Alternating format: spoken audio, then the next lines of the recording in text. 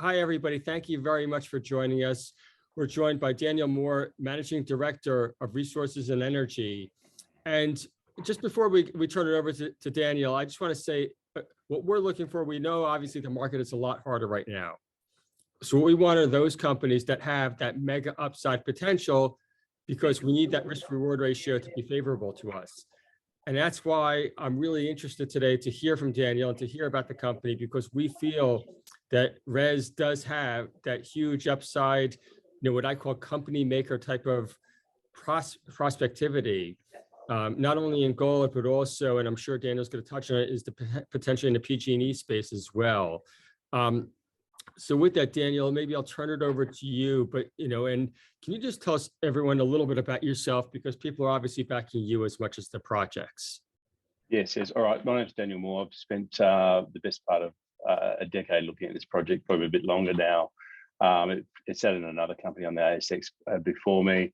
It was I guess my background before that was in stockbroking at one of the sort of tier 2 sort of brokers here in Sydney, Wilson's, and I helped with some of the funding rounds, but also in that time visited the project and I've always kept an interest in this. So my background was finding small companies that could move into big macro spaces, and they could actually cover and survive in those spaces because they had the project. And in the times that I was working in stockbroker, it wouldn't just be mining centric. We'd have worked in biotech and various other fields.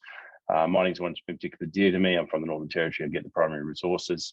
And I get when, if you do get onto these projects, the bigger players will move into that space. I went on to more of a background of working with the companies, in the companies about 8 years ago. Started off with a couple of mining projects. I had one in lithium, and I had a biotech that was listed on the ASX, did particularly well, worked in education. But this is the one that's really been dear to me for the last, as I said, decade or so. I think it's got this what you mentioned earlier on. It's just got an ability to fulfill big macro space, i.e. the green metals, but the gold, and it's got the size to work into that space. And hopefully, these things I've realised take time. They involve the busts and booms of various commodity markets and share markets. But if you stick it in long enough, you'll have the right time and place to fit in there.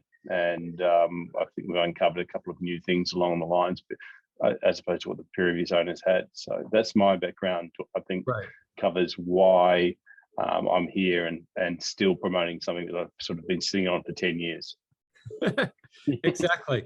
And, obviously East Menzies, the project, maybe that's a great place to start to just give an overview of it. That's right. I've got a disclaimer there at the back of the presentation. Look, this is we've got a new presentation on the way, so excuse the repetitive nature. This has been out for a long time, this one. There's also a bit of it's more older information. I think we've come a long way from what you just see here. Just taking an example, that front cover, you'll see from our social media posts and also our posts on ASX that area alone has changed dramatically, because the pit that you'll see on the top, which is the northeastern part of our project, a Granny Bend, we've just pulled out 130,000 tonnes of ore. That involved draining the bottom of the pit, but actually there's more water in the pit below you, which is Arnie Nell, and to move that 130,000 tonnes, which then went to a ROM, which you'll see there on the just to the side of the pit there, and then that's been moved on to Lakewood. And that notice today is pretty interesting because it's the fourth and final toll of that 130,000 tonnes of ore. Moving to just why we want you to get involved. I mean, this is continuing. I did update this to say we're 18.5 million market cap today. That's at that 2.7 share price. We sort of generally raised a same sort of money at 4 cents over the years. We had a bigger raise around 7.5 a year or so ago. And we've had sort of days we've chopped over 10 cents, but in the norm we've been trading around here. I think we've 18.5 million market cap here, but we earn regularly around 5 cents, taking up to 30 million. I think we get more interesting when we get a bit higher, and probably the people around us taking a bit more seriously.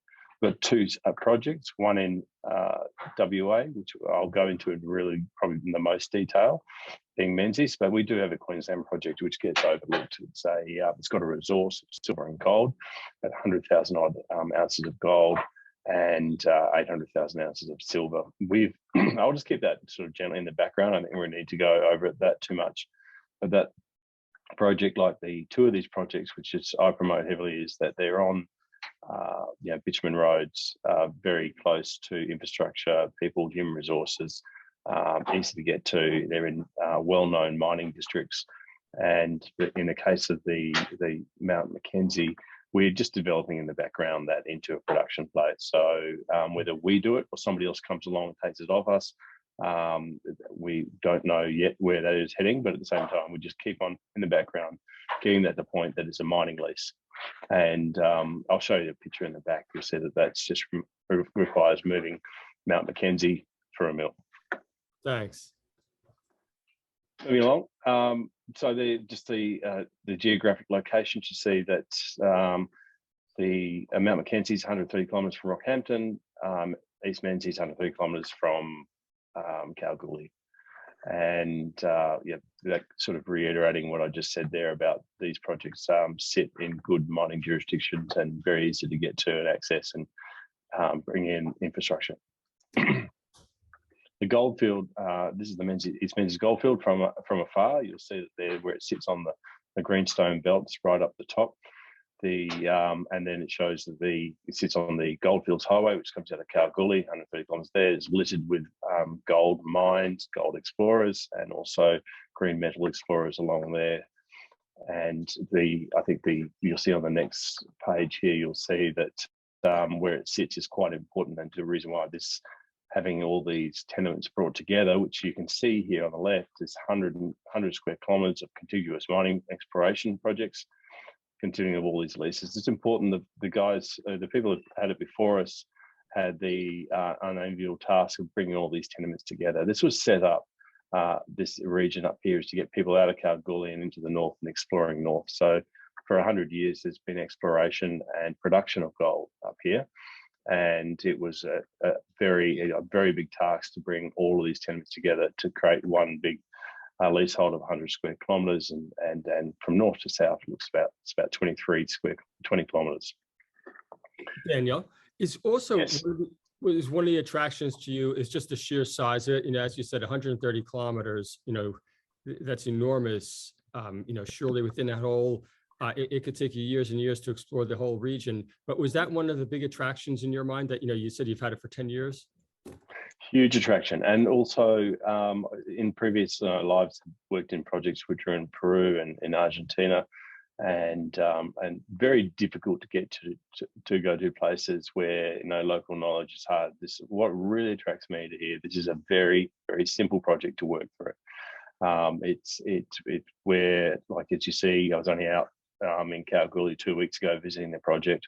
The biggest problem is getting a flight out there. There's $1,000 return from Perth to actually get to Kalgoorlie at the moment. Almost easier to drive because there's not many cars available when you get there. It's just there's a definitely huge. You've just got to get out there. If you get any chance, whether it be through diggers and dealers, various site visits, it's a sight to be seen. It is phenomenal. It's like it's a very busy area. So what I'm attracted to is you have everything there. It's easy. You're not going up into the Andes and various other places to go and get the resource that you're chasing. For sure. So here is I guess the tenement structure that you'll see here. You can take a close look through our presentations if that's not exactly clear. Is that clear, Greg, or is that not? It is, but my eyesight's not the best. So that's yeah. So, all right, that just gives you a view. So from north to south there, this is a north-south view. That's the 23 odd kilometres I'm talking about. And then that's all the 100 square kilometres of all these tenements have been brought together. Some mineral leases, some exploration leases. And just having the mining leases in place there as well has been a big benefit to us because we've been able to put that Granny Bend mine into production. So as I say, this all starts out, if you look at the way that's set out, between two shear zones, and this goes to the real heart of what we've got is that we're not drilling deep. We're constantly drilling around 100 to 150 meters in the RCs. Our air core, we're normally in the first 30 meters, but we get grades, and the grades are, in our opinion, wonderful. Whether the market likes it or not too sure, but we get as high as 79 grams a ton, but it's just the ones, twos, and threes, which you'll see further on in this presentation, which is what I like about it. And we've proved in the last 12 months and through today's notice is that, and through full gold milling campaigns, it's very easy to mill and put through local mills using local knowledge as a gold play. Right. So it just becomes a very easy to go from, I suppose, exploration to production because of that.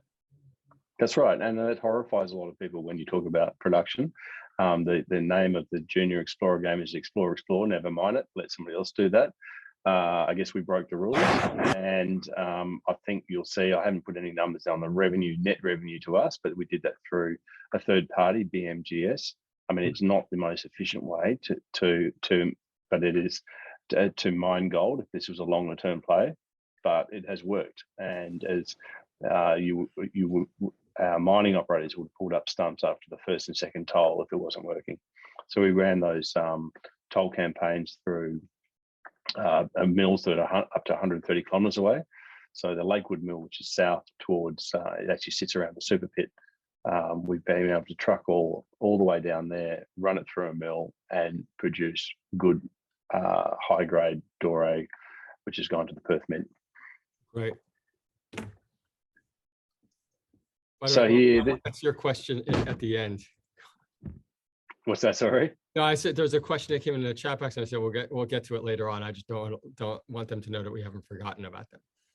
Yep, great. All right. So what this is telling, this is a new find. This is a greenfield within that, and this goes to the heart of your question on Gravely.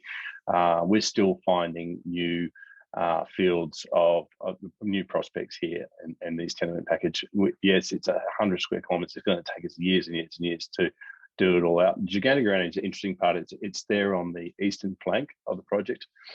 We started off with an air core drilling program, which was done by previous team with Nick Jolly on board. They uncovered that there was gold there, and it's funny. The local we have tribute miners out there. I mean, if people are aware of that, they work across the field. They go chasing the alluvial gold. And it's funny, when we're out there this week, the tribute miner said again, you should be looking over there. We said, we've looked, we've found, we've air core drilled, and now we've also done some RC. The RC, those numbers there, which are, you'd have to see the presentation from you to get to what they are. They're just what we got out of the Granny Van pit. Going from surface, going down to that 150 meters, generally working in your 1s, 2s, 3s, 4, 5 grams a ton, and then every now and again we get a very strong strike like the 79 grams that we've had previously. But this is exactly what you're looking for in this sort of area of hard rock mining, producing an ore and getting it through the mills. Right.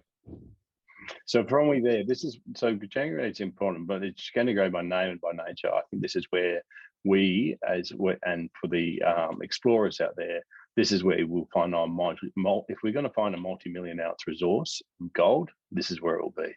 And this thing, we think, extends all the way up to the top. And if you're familiar with the fields, it goes across the Goldfield Highway, and it keeps on extending all the way up to the lakes, which are quite famous in that area.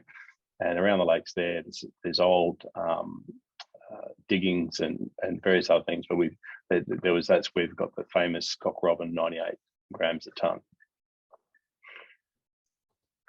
So this is just a side view on that January. So 3 out of every 4 holes here that we drill have got really good grades running through them, not having to go deep. Our geo, Mike Johnson, it's sort of knows this like the back of his hand now. It's quite easy where to place the rigs and get a result. And it's shallow. So, this is an exploration lease, this part. I mean, ideally, you convert this to a mining lease and you move that fairly quickly into like we did with Granny Ven. So this is the Granny Ven, just to highlight again the mining operations there. There's Res 01 there on the screen. You'll see that we're up to about Res 29 now of these gold bars, these dorés. Right. And so as you can see, the pit changes there, so the haul roads and things through there. But we've cut off there. There's more ore in that pit. It's just difficult to get to. So we're working with somebody as how you open that up and bring out some more of that really good ore that we've got in the previous campaign. Right. And so this is the big outlier. This is where we've come in, and I talk about we've got the Volvo up the top there with the gold, which wraps around Maranoa, Granny Bend, Cock Robin, Gigante Grande. There's all Goldfields up the top. So it looks like a hockey stick if I had to draw it on the map. Going south, Springfield, this is phenomenal find in my opinion. But this is your Toucan or something like that, your electric powered Porsche. As opposed to a Volvo. Stuff up the top is very safe. We'll continue to find gold. I hope we find multi-million ounce discovery, but that will just take time and money. Down here south, this came to us via a local who came out and dug out some old CRA and BHP reports. CRA being 1969 and BHP in 1986. Those that's sort of handwritten reports, and they were looking for gold. And the reports, say, look, the gold's quite low grade. And having said that, in today's terms, they're quite high grade. It was around 2 grams a tonne or higher. But what they said is there's seems to be evidence of nickel and various other, which we're calling more green metals or EV metals coming through here.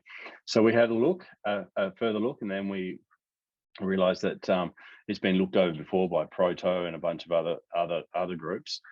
And then we put a drill hole down there, and the evidence was it's shallow EV metals, and it's a nickel. We know it's a komatiite at the moment, but it's obviously a nickel play with a show that's got a lot of cobalt. Right. There's platinum, palladium showing there, but you'll see it's a little bit similar to some of the other discoveries in WA at the moment, where you're seeing as a whole, you're not necessarily hitting these fanciful 5%, 15% hits shows of nickel. They're in the parts per million, but they're coming from surface, and they're going, we're not even getting to the bottom of it, and it's spread out over a very big spacing. So what we're expecting there is that you'll see that there's a big sort of potential for an open pit kind of play there. But we're probably 2 weeks away. So I guess the presentation is old because I've been holding forward on this until we get some real up north. It's not about discovery. This is about discovery down here in the south. Just so I'm clear, are these the holes that you've been drilling since I think it's May 13th? Is that right? That's right. So it's funny, we've struggled to get rigs, but when we do get them, we get them at the most odd times and types of rigs. Like we kind of needed to RC. We wanted to RC this.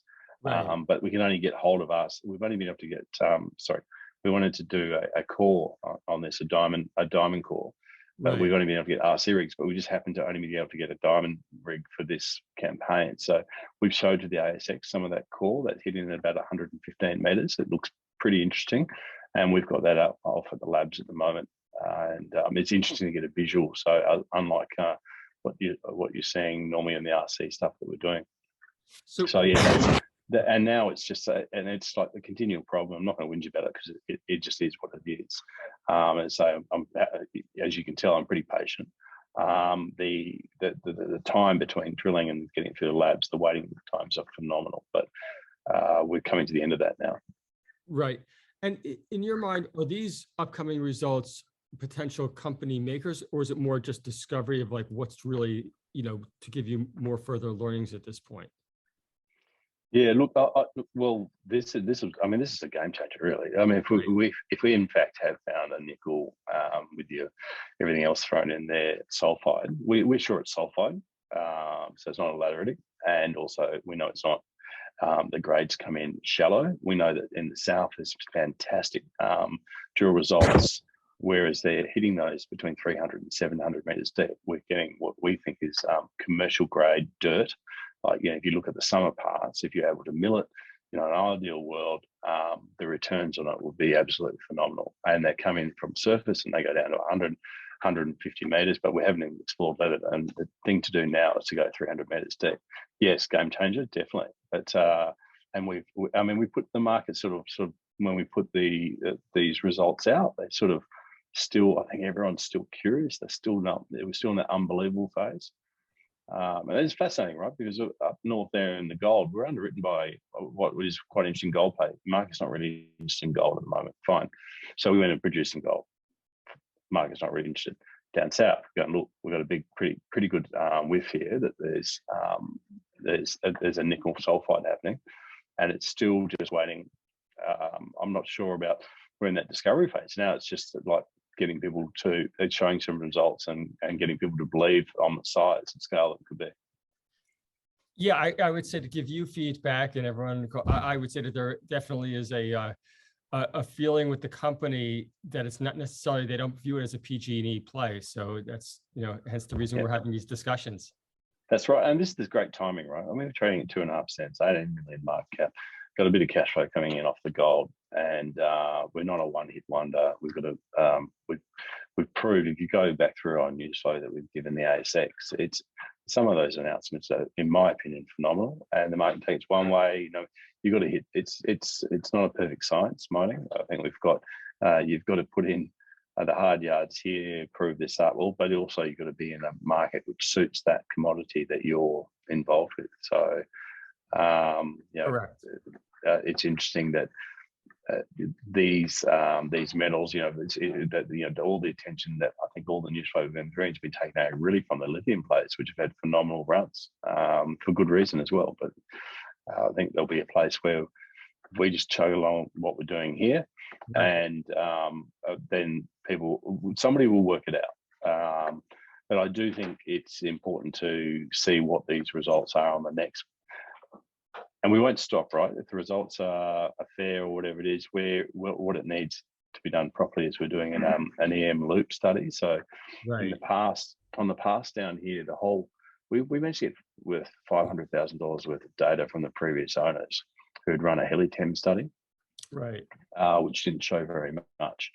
Now, we've been told that we need to really do something on the surface. And so that's what we're going to do. But it goes to the point about the labs and getting assays back. It's just we've got to wait till we've got availability, which I think we're very, very close, and we'll announce it when we're off, when we're ready to go on that. So, and that will give us probably some more sensible data to work with, to where Mike decides to put his drill holes. Daniel, in my next life, I'm going to become a lab operator. We go on. I've got an idea for you. I think mobile labs is the future. Like, all the big guys are using them. I think you don't go become the operator, just set up a quick assay on ground. All the big Northern Star and those guys have assays now at site. They can't be bothered moving them through makes sense, through the backlog. It's amazing out there. You'll see, like you see at the mill that we use Lakewood, just even that, getting the availability. And we squeeze some of the gold ore through Gwalia, which is Santa Barbara, right? And they, I mean, I would have put all the ore there if we could have, because the results that came through there, it's all the same ore, but the actual the grades and stuff that going through the mill were actually brilliant. And Lakewood have done a fantastic job as well. It's just that the squeezing through there as well, they're milling all sorts of our competitors dirt before and after us. So that's jumping around a bit. That I've just put that in there. That's the old studies. I'm happy to forward those. Is all public information. It shows the old reports from CRA, and we've got the one from BHP there. And then Mount McKenzie, I said I wouldn't dwell on it too much. It's just something that bubbles along in the background. There's potential to make quite a phenomenal amount of money. It's an easy project in an easy sort of, not necessarily a mining jurisdiction, but it's on a bitumen road. It's funny, this project is sort of tenure is quite interesting. So BHP drill a lot around here. I think they're probably looking for copper porphyries. There could be porphyries around here, but in the meantime, there's a show on the back slide there. I mean, that's Mount McKenzie there. And the intention is just to cut the top off that and put it through a mill. And we think that there'll be a multi-million dollar return on that. So, and so we've actually got a mining engineer on that project at the moment who works as a contractor, just working through the environmental permits and various other things, which is, I mean, all these things just take time. It's pretty handy if you get money shot, really big discovery and shoot the price up. You can probably fast track things a bit more when you've got a lot more capital in the bank. But I think we're doing things the right way. That's great. It did. I'm just curious, conscious of time, and I just want to get to, and I think it's a good spot to get to the questions. And just like you said about capital, the first question that came through on the chat, and by the way, anyone, if you feel free to take yourself off mute or whatever you want to do, or you could always just WhatsApp me. But I'll just read it verbatim here from Lashan. The company has cash of about. Yeah, I can read it. Okay. Oh, sorry. Do you want to read it? Everyone can see it. Yeah, let me, please allow me. The company has cash around $650,000 from the last quarter. What is the estimate for the companies, to raise capital in the next 3 to 6 months? Obviously, you have to be careful with the way you answer this question. But obviously, everyone is also aware that mining costs money. Yeah, no, it's so you'll always get that question in these forums. We haven't actually stated how much cash we've got off those mining operations. I think if you read between the lines, you can see that it was a profitable run. Right. I think once we get that money in, we'll probably see that. And this way that we spend it's frugal, without being stupid and cutting off our noses what I face when it comes to spending. We produce a lot of news flow on quite a thin budget. Look, if Menzies, you could spend $20 million easily there, just in drilling, to get your multi-million ounce. And yes, we're far off having that. But do you raise it when you're trading at 2.7 cents, 4 cents, 5 cents, 10 cents, whatever?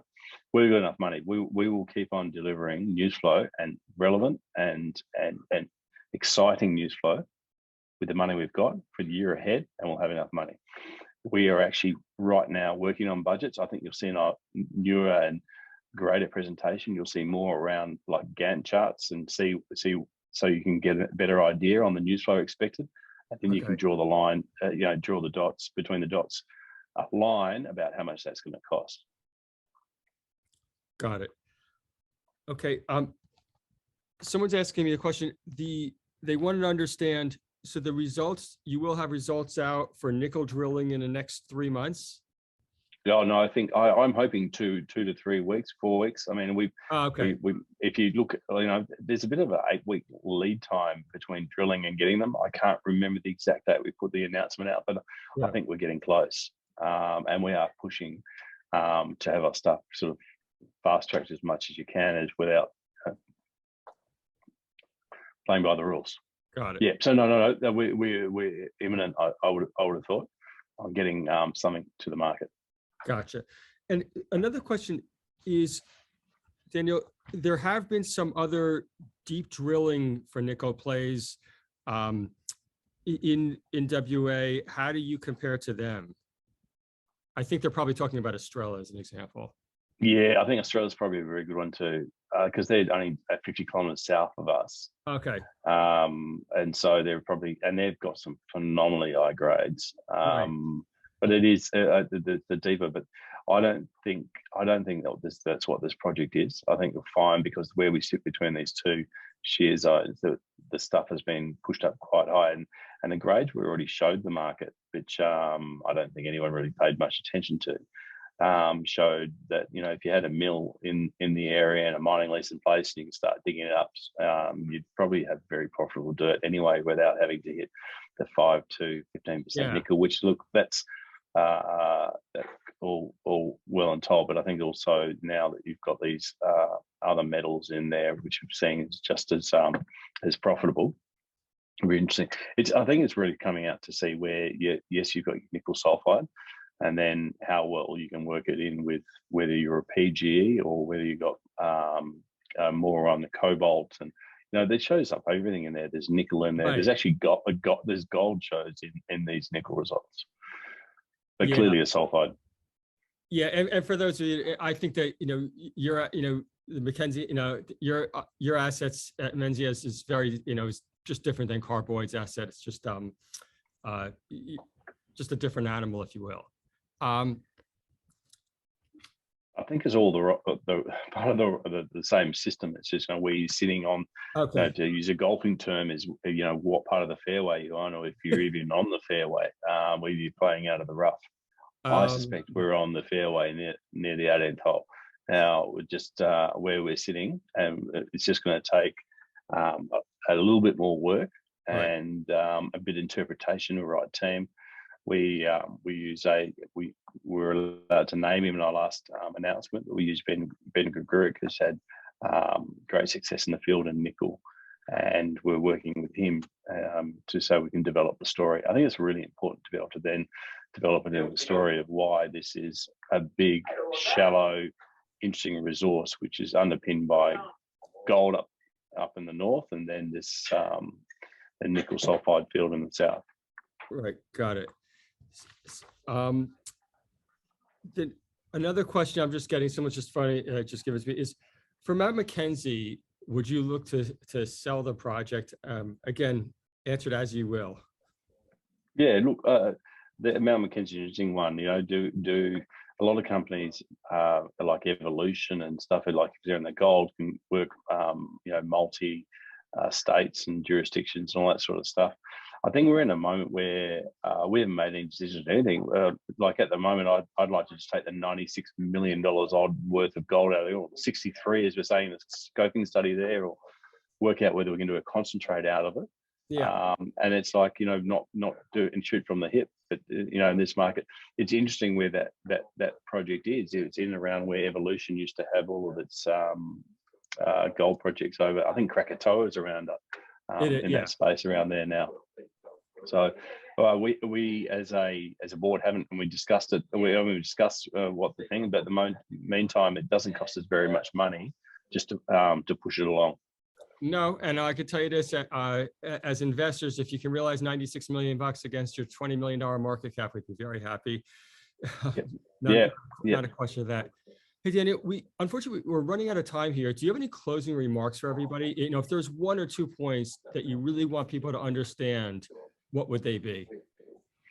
I think if you like this space about exploration and finding an explorer that can fill into a big macro space there, and you like more of your sort of safer projects, you're not in unusual jurisdictions. You know, to have these projects in mining in like mining areas, I think you should watch this. This is kind of this is never safe when you're talking about this end of the market.